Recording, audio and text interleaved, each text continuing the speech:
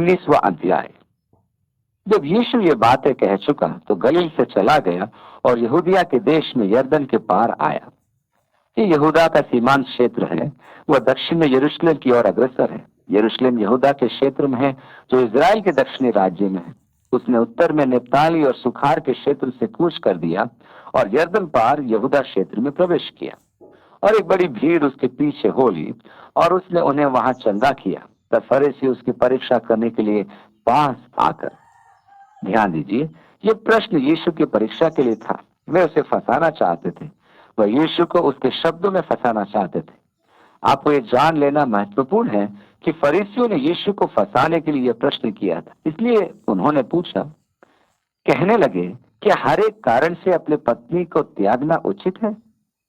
अब मूसा की व्यवस्था के अनुसार यदि कोई पुरुष अपनी पत्नी में किसी प्रकार की अशुद्धता देखता है और उसके साथ रहकर संतुष्ट नहीं है तो वह उसे तलाकनामा लिखकर दे सकता था। यहाँ अशुद्धता का अलग अर्थ है।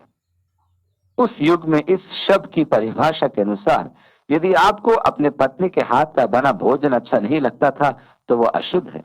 उसे तलाकनामा पकड़ाया जा सकता था। उसे जाना ही होता था। उसके पास पुनर्स्थापन का मार्ग नहीं था।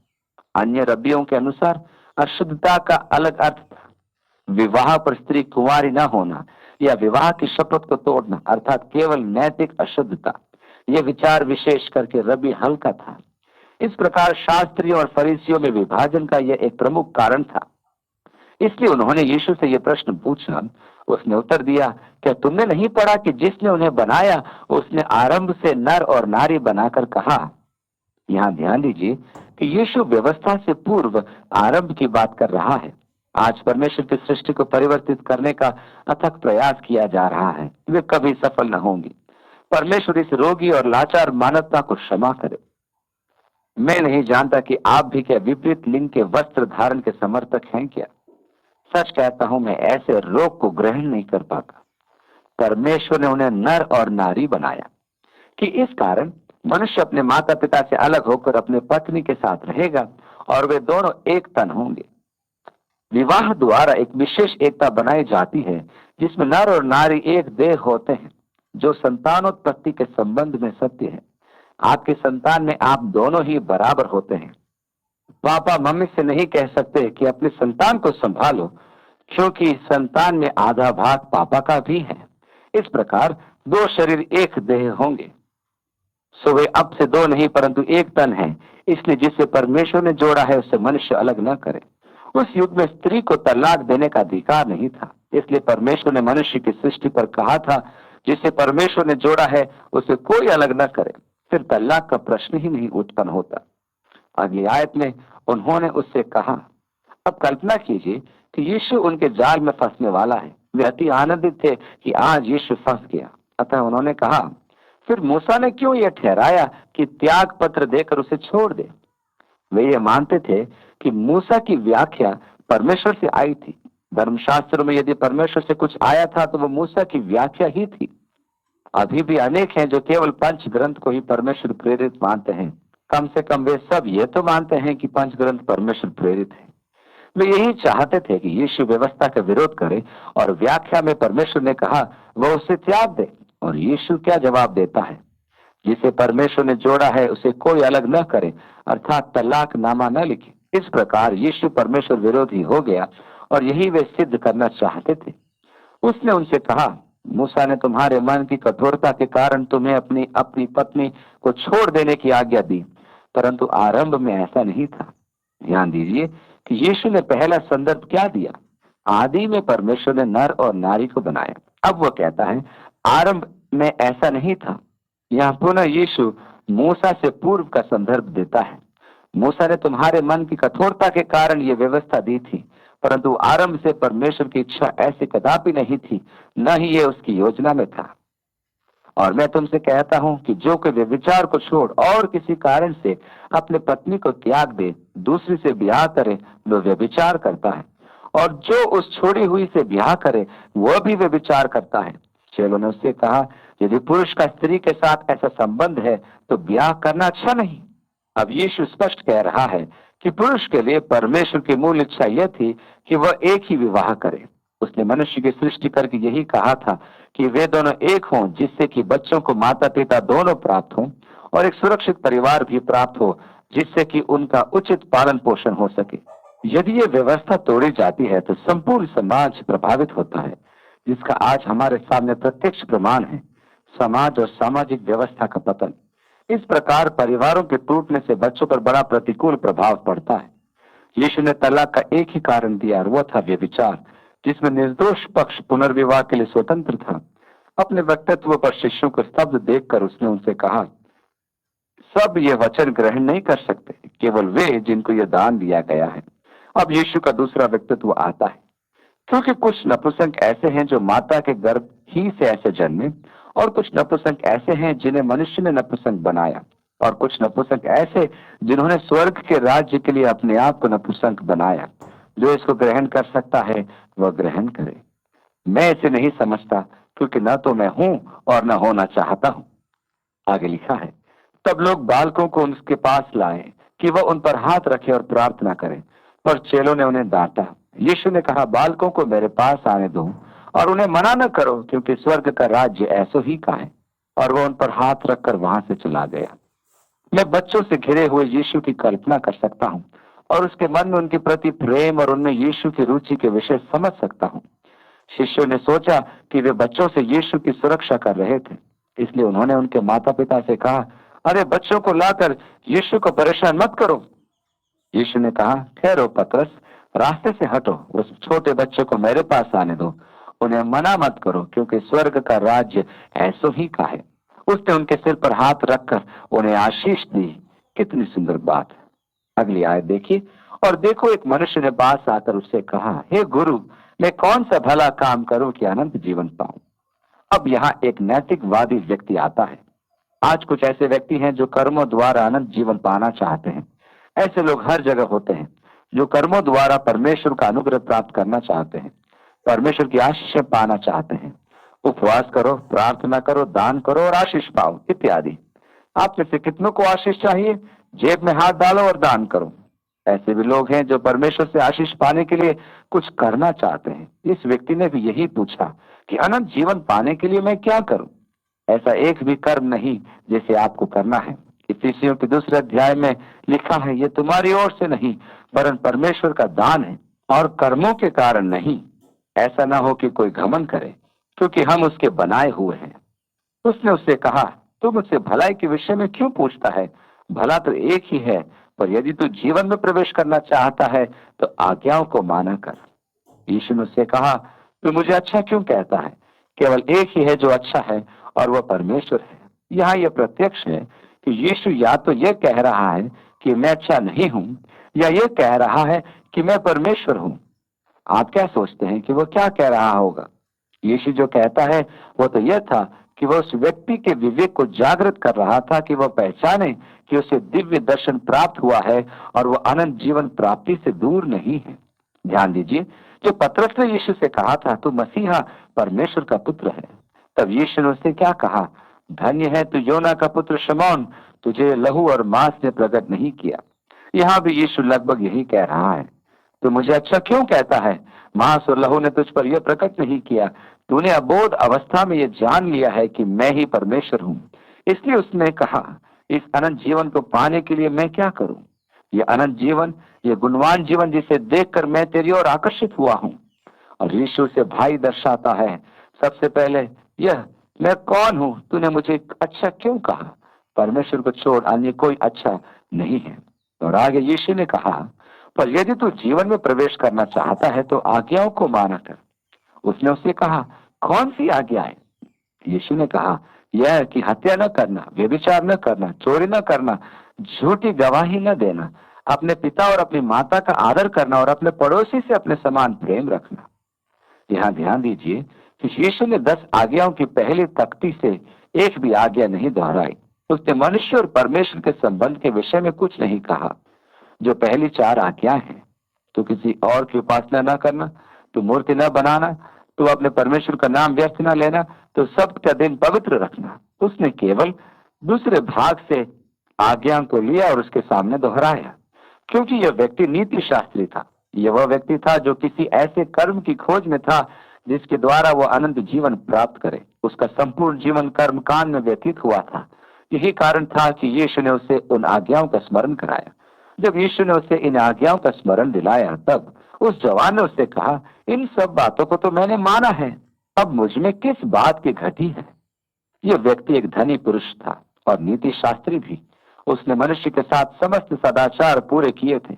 अपने संपूर्ण जीवन उसने भले और उचित काम किए थे, परंतु उसे अपने जीवन में कमी का आभास हो रहा था। वह देख सकता था कि उसके पास वह नहीं है जो यीशु के पास है। मुझ में ऐसी क्या कमी है? वह यह जानता था कि एक सदाचारी जीवन और धन धान्य से अधिक कुछ है। क्या है वो कमी? यीशु ने उससे कहा, यदि तू सिद्ध होना चाहता है तो जा, अपना माल बेचकर कंगालों को दे और तुझे स्वर्ग में धन मिलेगा, और आकर मेरे पीछे हो ले। अब मैं आपको समझाता हूँ कि यीशु ने उससे क्या कहा। यदि सिद्ध और परिपूर्ण होना चाहता है तो मेरे पीछे हो ले, क्योंकि अन्य सब कुछ इतना आवश्यक नहीं है। यह आज्ञा उस व्यक्ति के लिए थी। यह विश्वव्यापी आज्ञा नहीं है। यह अनिवार्यता उन सब के लिए नहीं है जो अनंत जीवन में प्रवेश करेंगे। इसका अर्थ यह नहीं कि आप अपना सब कुछ बेचकर कंगालों में बांट दें। आरंभिक कलीसिया में ऐसा स्वभाव आ गया था, जिसका परिणाम आर्थिक संकट निकला। इसके परिणाम व्यक्तिगत विपदाएं भी रही। जब कलीसिया का आरंभ हुआ तब विश्वासीगण बड़े आवेश में थे और निकट भविष्य में यीशु के आगमन की प्रतीक्षा कर रहे थे। लगभग सभी अपना संपदा बेचकर प्रेरितों के चरणों में रख दिया करते थे। अननियास और सफीरा ने भी अपनी संपदा बेचकर उसका एक भाग पतरस के चरणों में रख दिया। पतरस ने उनसे कहा, तुमने पवित्र आत्मा से धोखा किया है। तुमने मनुष्य से नहीं, परमेश्वर से धोखा किया है। जब वह संपदा तुम्हारी थी तब क्या किसी ने कहा था कि तुम उसे बेचो? और यदि तुमने बेच भी दी तो किसने कहा था कि तुम पूरी आय ले आओ? परंतु सब कुछ देने का स्वांग करते हो। तुम परमेश्वर से धोखा करते हो। अनन्यास और सफीरा को तत्काल दंड मिला। यहाँ पतरस ने स्पष्ट कर दिया कि उन्हें अपनी संपदा बेचने के लिए किसी ने नहीं कहा था, न ही उसकी आय देने के लिए किसी ने बाध्य किया था। वे अपनी इच्छा से करते थे। इसलिए ये सबके लिए नहीं कहा गया है। यीशु ने जो सबके लिए कहा वो ये है, मेरे पीछे हो लो। यीशु के अनुसरण के अतिरिक्त ऐसा कोई भी मार्ग नहीं जिस पर होकर आप अनंत जीवन में प्रवेश करेंगे। वह सदैव उस बाधा पर उंगली रखेगा जो आपको उसके अनुसरण से रोकती है। इस व्यक्ति के जीवन में यीशु के अनुसरण में बाधक था उसका धन धान्य। वह उसका परमेश्वर बन गया था। यीशु ने कहा, तुम परमेश्वर और धन दोनों की सेवा नहीं कर सकते। तुम्हारे दो स्वामी नहीं हो सकते। यदि आपके जीवन में कोई ऐसा आकर्षण है जो आपको यीशु के अनुसरण में बाधा पहुंचाता है, तो आपको उसे त्यागना ही होगा, चाहे वो कुछ भी हो। आपको अपने जीवन के सिंहासन पर परमेश्वर के ही विराजमान करना होगा। यीशु ने कहा, मेरे पीछे हो लो। तू मुझे अच्छा क्यों कहता है? केवल एक ही अच्छा है और वो परमेश्वर ही है। तूने मुझे अच्छा कहा क्योंकि तूने पहचान लिया कि मैं परमेश्वर हूँ। मेरा अनुसरण कर और झूठे और खोखले देवताओं से मुक्ति प्राप्त कर। मुझे सच्चे और जीवित परमेश्वर का अनुसरण कर। यह अति महत्वपूर्ण है कि आप ये समझ लें, क्योंकि बहुत से मसीही अगुए हैं जो आपसे कहेंगे कि अपना सब बेचकर कंगालों को दे दो। ऐसा नहीं है। ये सबके लिए नहीं है। सबके लिए जो अनिवार्य आदेश है वह ये है, मेरे पीछे हो लो। ये आपकी परिपूर्णता है। वह अनंत जीवन का मार्ग है। उससे अलग कोई सच्चा जीवन नहीं है। अब 22वीं आयत से, परंतु वह जवान ये बात सुनकर उदास होकर चला गया, क्योंकि वो बहुत धनी था। तब यीशु ने अपने चेलों से कहा, मैं तुमसे सच कहता हूं कि धनवान का स्वर्ग के राज्य में प्रवेश करना कठिन है। तुमसे फिर कहता हूं कि परमेश्वर के राज्य में धनवान के प्रवेश करने से ऊंट का सुई के नाके में से निकल जाना सहज है। ये सुनकर चेलों ने बहुत चकित होकर कहा, फिर किसका उद्धार हो सकता है? यीशु ने उनकी ओर देखकर कहा, मनुष्यों से तो ये नहीं हो सकता, परंतु परमेश्वर से सब कुछ हो सकता है। यदि आप इजराइल जाएं तो गाइड आपको चर्च ऑफ द नेटिविटी का भ्रमण कराएंगे और वहां से वे मुख्य फाटक में एक छोटा सा द्वार आपको दिखाएगा और बताएगा कि उस छोटे द्वार को सुई का नाका कहते हैं। वे अपने नगर द्वार में भी एक छोटा सा द्वार रखते थे जिसे कि वे सुई का नाका कहते थे। अब उस छोटे से द्वार से ऊंट का निकल जाना बहुत ही मुश्किल है। पहले तो वे ऊंट पर से समस्त बोझ उतारते थे और उसे भूमि पर घुटनों के बल आना होता था। तब एक व्यक्ति उसे सामने से खींचता था और अन्य दो उसे पीछे से धक्का देते थे और इस ऊंट को किसी प्रकार दबा दबा कर उस द्वार से निकाला जाता था। उनके अनुसार यीशु इसी सुई के नाके से ऊंट के निकल जाने की बात कह रहा था। इस व्याख्या के आधार पर हम सोच सकते हैं कि कठोर परिश्रम के प्रयास के पश्चात ही उद्धार प्राप्त हो सकता है। नहीं नहीं, ऐसा नहीं है। बहुत से लोग ऐसा सोचते हैं। यीशु ऐसे किसी प्रवेश द्वार के विषय नहीं कह रहा था। उसका स्पष्ट संदर्भ महिलाओं की सिलाई की सुई से था, क्योंकि शिष्य ने तुरंत ही अपना आश्चर्य व्यक्त किया, प्रभु तब किसका उद्धार हो पाएगा? यह भी ध्यान में रखिए कि यीशु ने कहा मनुष्य के लिए यह असंभव है। उसने ये नहीं कहा कि आपको परिश्रम करना होगा, संघर्ष करना होगा, आपको आहें भरनी होगी, अपना सर्वोत्तम दर्शाना होगा, परंतु वो कहता है यह असंभव है। मनुष्य स्वयं उद्धार अर्जित नहीं कर सकता। नीति शास्त्री स्वयं उद्धार अर्जित नहीं कर सकता। कर्मों द्वारा कोई उद्धार प्राप्त नहीं कर सकता। कर्मों द्वारा कोई भी शाश्वत अनंत जीवन प्राप्त नहीं कर सकता। यह परमेश्वर का वरदान है जो केवल हमारे मन और जीवन में परमेश्वर के चमत्कार द्वारा हमें प्रदान किया जाता है। यद्यपि मनुष्य के लिए यह असंभव है, परमेश्वर के लिए कुछ भी असंभव नहीं है। परमेश्वर हमें उद्धार प्रदान करके असंभव को संभव बनाता है। यह उस नीति शास्त्री का खंडन करता है। आप अपने कर्मों द्वारा परमेश्वर के राज्य में एक स्थान प्राप्त नहीं कर सकते। आपको एक छोटे बच्चे के स्वरूप में आना होगा और मन परिवर्तन करके यीशु में अपार विश्वास रखना होगा। इस पर पतरस ने उससे कहा कि देख, हम तो सब कुछ छोड़कर तेरे पीछे हो लिए हैं, तो हमें क्या मिलेगा? सदैव अपने बारे में सोचना। सब कुछ त्याग कर परमेश्वर के अनुसरण से क्या प्राप्त होगा? क्या मैं सबसे बड़ा बनूंगा? इत्यादि। यीशु ने उनसे कहा, मैं तुमसे सच कहता हूं कि नई उत्पत्ति में जब मनुष्य का पुत्र अपने सिंहासन पर बैठेगा, तो तुम भी जो मेरे पीछे हो लिए हो 12 सिंहासनों पर बैठकर इजराइल के 12 गोत्रों का न्याय करोगे। यूहन्ना ने स्वर्ग में परमेश्वर के सिंहासन को देखा और उसके चारों ओर 24 सिंहासन थे, जिन पर 24 प्राचीन बैठे थे। अनेकों के विचार के अनुसार वे कलीसिया के प्रतिनिधि हैं, और यदि ऐसा है तो उनमें से 12 यीशु के शिष्य होंगे। परंतु इस व्याख्या में एक समस्या यह है, यद्यपि यीशु ने कहा कि वे 12 सिंहासनों पर विराजमान इजराइल के 12 गोत्रों का न्याय करेंगे। आगे लिखा है, और जिस किसी ने घरों या भाइयों या बहनों या माता या पिता या लड़के बालों या खेतों को मेरे नाम के लिए छोड़ दिया है, उसको 100 गुना मिलेगा और वह अनंत जीवन का अधिकारी होगा। यदि आपने मसीह यीशु के लिए यह सब किया है, अर्थात यदि आपकी अविश्वासी पत्नी है या आपका पति अविश्वासी है और आपके जीवन में आपने बहुत कुछ मसीह के खातिर खोया है, तो याद रखिए उसको 100 गुना मिलेगा और वो अनंत जीवन का अधिकारी होगा। वो आपको यहाँ 100 गुना ही नहीं देगा, वो अनंत जीवन भी आपको देगा। परंतु बहुतेरे जो पहले हैं पिछले होंगे और जो पिछले हैं पहले होंगे। मेरे विचार में उसका संकेत यहूदियों की ओर है, क्योंकि सुसमाचार सर्वप्रथम उन्हें सुनाया जाना था। पौलुस रोमियो के पहले अध्याय में लिखता है, क्योंकि मैं सुसमाचार से नहीं लजाता, इसलिए कि वह हर एक विश्वास करने वाले के लिए उद्धार के निमित्त परमेश्वर की सामर्थ है।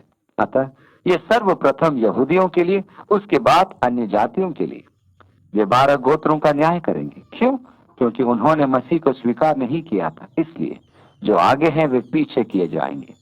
इसलिए उस राज में जिसकी स्थापना यीशु करेगा, उसमें हम उसके साथ सह उत्तराधिकारी होंगे, परमेश्वर के महिमा में राज्य के पुत्र के साथ अनंत काल तक। सुसमाचार हमारे पास बाद में आया, परंतु हम जिन्होंने मसीह यीशु में विश्वास किया है, उसके राज्य में पहले सौभाग्य प्राप्त नहीं करेंगे। हम जो मसीह में विश्वास रखते हैं, न तो यहूदी है, न यूनानी, न बराबर, न स्कृति, न स्वतंत्र, परंतु हर बात में हम मसीह हैं। हम सब एक ही राष्ट्र के हैं। हम मसीह यीशु में नई सृष्टि है। हम मनुष्य की एक नई जाति है। इसलिए सत्य तो यह है कि आप अपने आप को कोई अन्य नाम नहीं दे सकते। आपको यही कहना होगा, मैं मसीही हूँ। हम अब अपनी पुरानी जाति के नहीं रहे। हम सब मसीह यीशु में एक हैं। मेरा पुराना स्वभाव, वो तो पुराने मनुष्य के साथ मर गया और अब एक नई सृष्टि मसीह में मैं हो गया। आप प्रभु यीशु मसीह में मनुष्यों की एक नई जाति है। इसलिए जो पीछे है वे आगे किए जाएंगे। आइए हम प्रार्थना करें। पिता, हम एक बार और आपके वचन के लिए आपका धन्यवाद देते हैं। ये सत्य है कि वह हमारे पावों के लिए दीपक और हमारे मार्ग के लिए ज्योति है।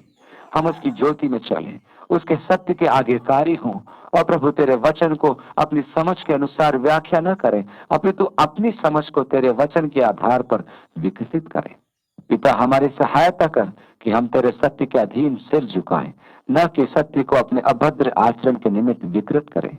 यीशु, तेरे वचन हमारे मन को छेद दे, और हे परमेश्वर, हमें आज्ञाकारिता की आत्मा, क्षमा की आत्मा प्रदान कर। यीशु के नाम में मांगते हैं, आमीन।